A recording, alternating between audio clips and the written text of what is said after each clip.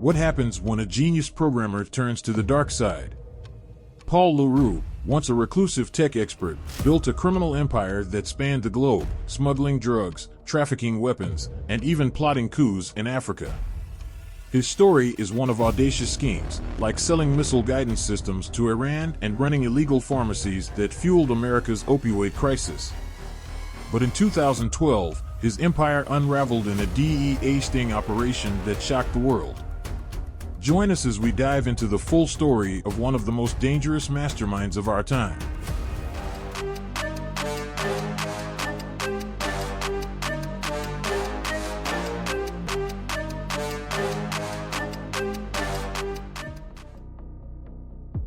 The incredible saga of Paul Roux is a tale that defies belief. It is filled with elements that seem straight out of a crime thriller: crystal meth production, smuggling of weapons across borders, orchestrated contract killings, and even an audacious attempt to overthrow a government. For Paul Roux, a former programmer turned international crime lord, no criminal activity was off limits. After years of evading the law, his reign of terror finally came to an end when a New York court sentenced him to 25 years in prison, bringing some closure to his astonishing career of organized crime. However, the story of how he got there is nothing short of extraordinary. In September 2012, in a hotel room nestled in the chaotic streets of Monrovia, Liberia, an unsuspecting Paul Roux finds himself on the verge of what he believes to be yet another lucrative deal. Roux, hailing from southern Africa, was not just any criminal mastermind. He was a brilliant computer programmer who had channeled his intellect into creating a vast, complex web of illegal activities that spanned continents. His ambitions were boundless, and his love for criminal enterprises had led him to dabble in everything from drug trafficking to arms smuggling. This time, he was meeting a man who went by the name Pepe, allegedly the leader of a powerful Colombian drug cartel. Pepe had a plan to expand his empire by introducing crystal meth into North American and European markets, and Roux, already deep in the meth trade, saw this as the perfect opportunity. He offered to supply the necessary raw materials and leverage his far-reaching network to establish drug production labs in West Africa, a venture that could make them both unimaginably wealthy. But what Roux didn't realize was that the entire meeting was a carefully orchestrated sting operation. The man he was negotiating with wasn't the head of a Colombian cartel. He was an undercover agent working for the U.S. Drug Enforcement Administration, DEA.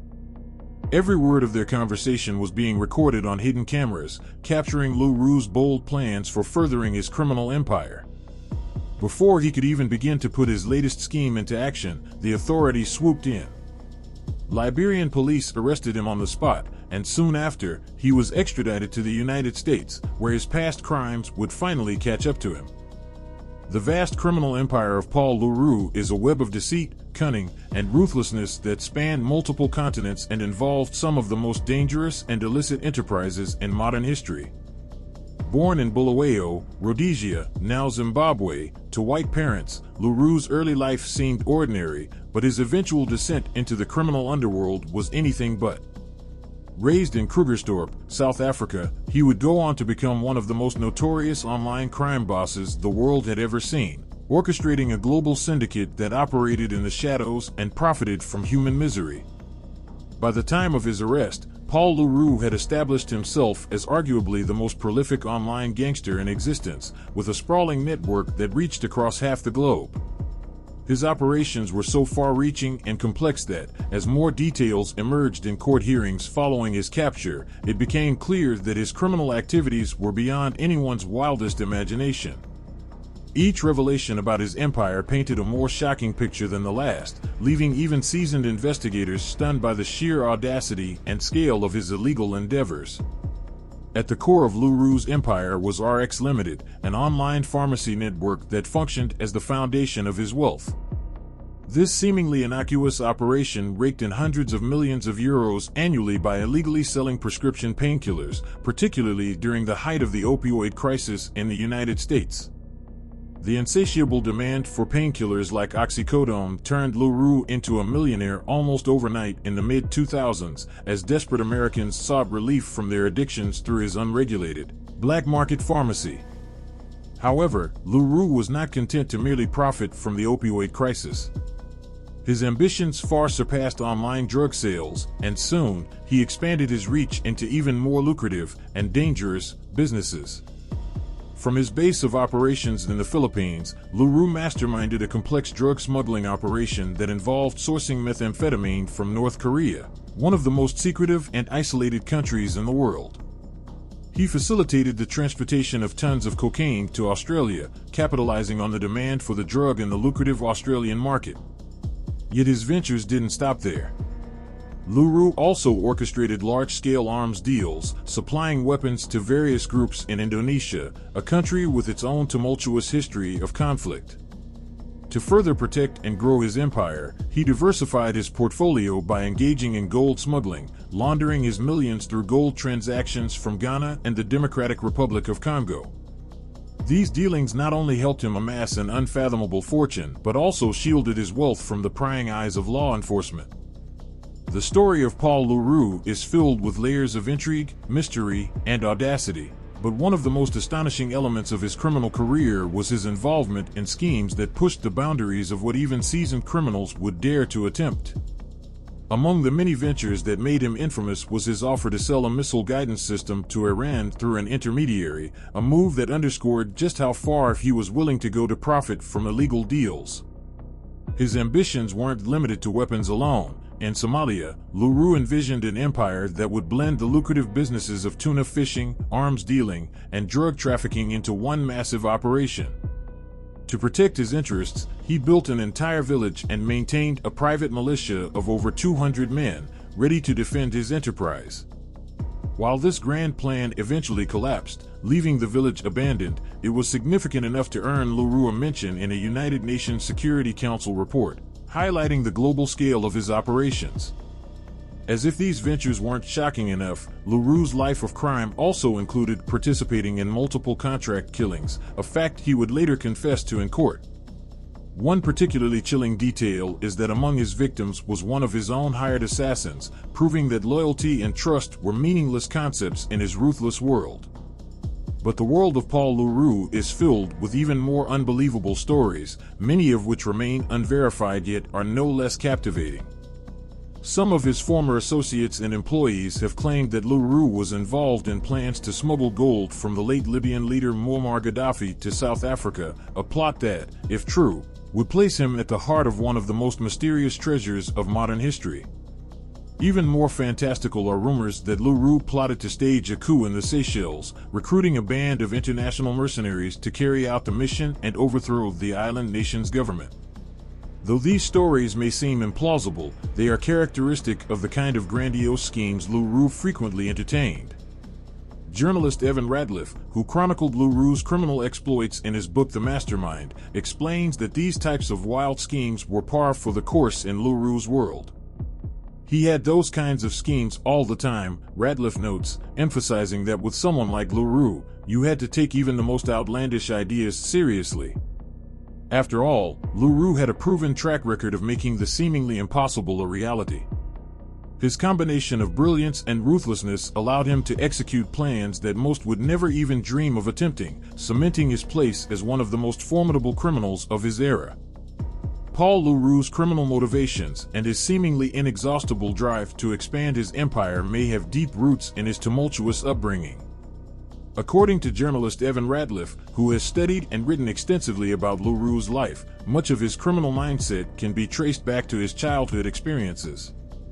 Roux was raised in southern Africa during the politically unstable and often violent 1970s and 1980s, a time when the region was rife with conflict. Despite the backdrop of civil war and upheaval, relatives and acquaintances describe his childhood in Zimbabwe as relatively sheltered, particularly compared to the turmoil surrounding him. Nevertheless, the environment in which he grew up inevitably shaped his worldview, especially his perception of right and wrong. In Bulawayo, where Roux spent his formative years, the lines between legality and illegality were often blurred due to the constant state of conflict and chaos. According to Ratliff, in such a volatile environment, activities like smuggling or conducting business in the murky gray zones of the law were not viewed as inherently immoral by many people. The region's instability, combined with the widespread corruption and lawlessness of the time, likely influenced Roux's early ideas about what was acceptable. In this context, criminal activities, especially those involving precious metals or other valuable resources, were seen less as outright crimes and more as necessary survival strategies in a world where traditional laws seemed irrelevant. This environment likely played a crucial role in shaping Roux's moral compass, or lack thereof, as he embarked on his criminal career. With no clear boundaries between legality and criminality in his formative years, it's not surprising that Roux approached illegal business ventures with little hesitation. He seemed to view the law as merely an obstacle to be navigated or bent to his will, rather than something to be respected or feared. This early exposure to an environment where corruption, smuggling, and black market dealings were normalized may explain why, in the initial stages of his criminal operations, Roux exhibited no qualms about engaging in highly illegal activities.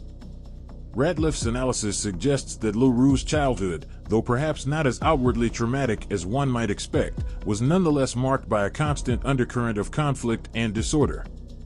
It was a place where survival often depended on one's ability to exploit the chaos, and for Roux, this translated into a career of unbridled criminality, where his moral compass was permanently skewed by the circumstances of his upbringing. This background provided the foundation for his later ventures, which ranged from smuggling and arms deals to drug trafficking and contract killings, all conducted with an alarming lack of remorse. The transformation of Paul Roux from a reclusive programmer into one of the most notorious gangster bosses of the 21st century is as remarkable as it is alarming. Born in what is now Zimbabwe, Roux's journey into the criminal underworld began after the political shift in the country when white minority rule ended in 1980. In 1984, Roux and his adoptive parents moved to South Africa, seeking a new life in a country that was also undergoing significant social and political upheaval.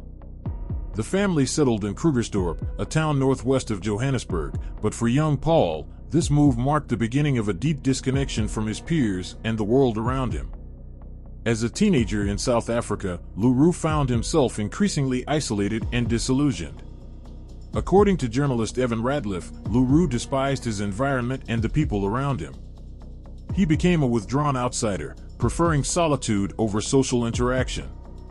It was during these years that he discovered his passion for computers, which quickly became an escape from the frustrations of his everyday life. His interest in technology grew to the point where he decided to drop out of school entirely, dedicating himself fully to mastering the art of programming. Roux's skills in coding led him on a journey far from the dusty streets of South Africa. In the 1990s, he traveled to major global cities such as London, Hong Kong, and Amsterdam, immersing himself in the world of technology and software development. It was during this period that he made a significant mark by developing E4M, an open-source encryption software that would later serve as the foundation for the widely used encryption program TrueCrypt. Even Edward Snowden, the famed whistleblower, remarked that the U.S. National Security Agency struggled with E4MS encryption, highlighting just how powerful Roux's creation was.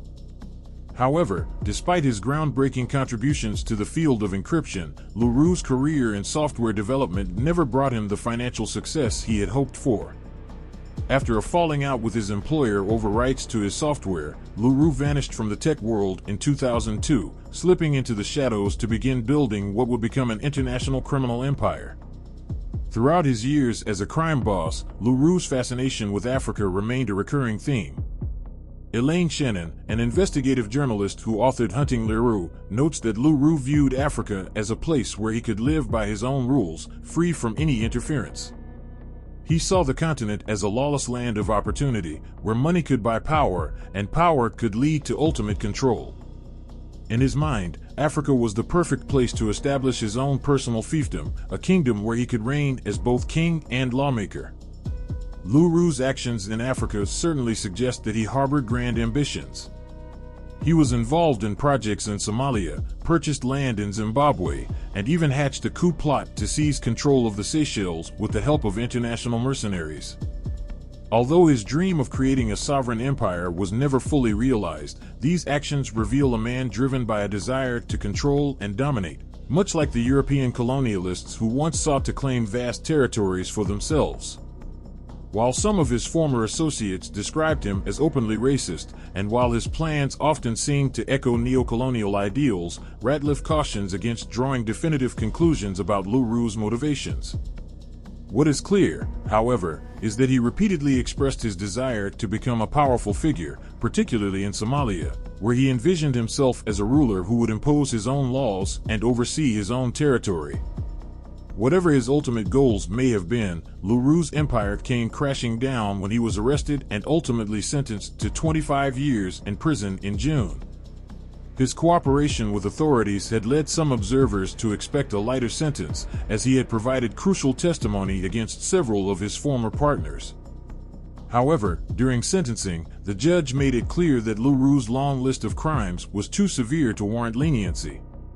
In his remarks, the judge compared Roux to a villain in a James Bond movie, a fitting description for a man who had spent years orchestrating plots that spanned the globe and defied the law at every turn.